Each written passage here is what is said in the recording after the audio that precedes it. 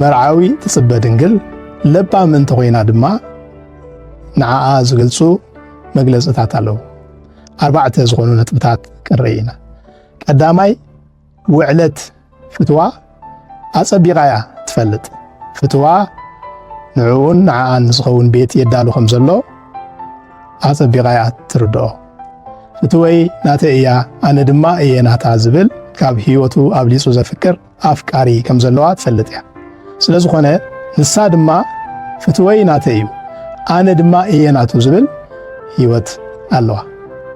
ካልኣይ ንፍትዋ ኣብ ሓሳባ ትህቦ ቦታ ልዑል እዩ። ትኹረታ ብዛዕባቲ ዝጽበያ ዘሎ መርዓ እዩ። ፍትዋ ንዓኣ ዘለዎ ፍቕሪ ኣብ ህይወታ ዓብዪ ትርጉም ኣለዎ። ስለ ዝኾነ ድማ ትኹረታ ኣብዚ ናይ ሕጂ ህይወታ ዘይኮነስ ኣብ መጻኢያ እዩ። እዚ ናይ ሕጂ ህይወታ ንእግረ መንገድ እትነብሮ ህይወት እዩ።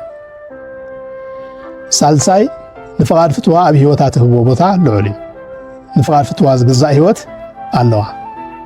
ስለ ዝኾነ ድማ ብፍሽኽታ እቶም ኣብ ዙርያ ዘለዉ ትታለል ኣይኮነትን። ብኣንጻሩ ግና ትውጣዕ እያ።